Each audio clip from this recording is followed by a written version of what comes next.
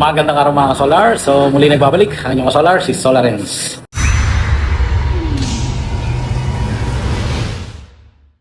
Ayan, so testing na tayo, no? Dahil nakapaglagay na tayo ng ating EV charger.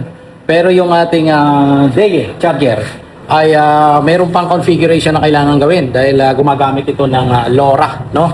LoRa, ibig sabihin yung long range. At kailangan natin ng internet para mapagana natin yan. At isa pa, itong ating 10 kilowatts na hybrid on and off grid ay kailangan ma-upgrade muna yung kanyang firmware para maging compatible doon sa long range. So, at sa firmware upgrade, ayan, makikita natin dapat dito mayroong smart devices. Kasi itong EV charger ng DE, isa sa mga smart devices yan. Okay? Pero in the meantime, ayan, gumamit muna tayo ng kanyang original na charger. Ayan, yung BYD. At nakakonect na yan ngayon. So, meron pumapasok ngayon dyan sa BYD na 6.4 kilowatts. Tingnan natin dito sa mismong inverter, no? Ito yung solar power inverter. Makikita natin lahat yan ay galing sa battery at saka sa solar. Kung makikita nyo, 8:37 pa lang ng umaga. Pero kung nag-charge tayo sa BYD, makikita natin yung total power niya 7.18. So may mga kasamang ibang appliances ng maandar ito. Pero ang 6.4, yun yung pupunta sa mismong BYD. Ayan, yung sinakargahan natin.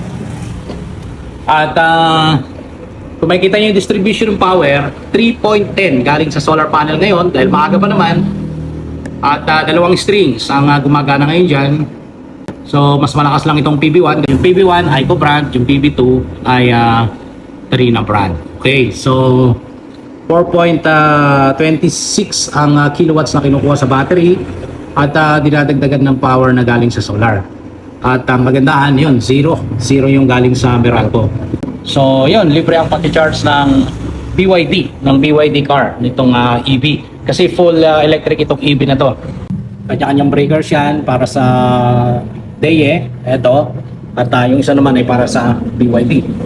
So, at pag natapos yun, so maaaring mai-connect na natin yung isa sa mga smart devices na yan, yung EV charger. So, yun lang muna mga solar. Maraming salamat sa panonood.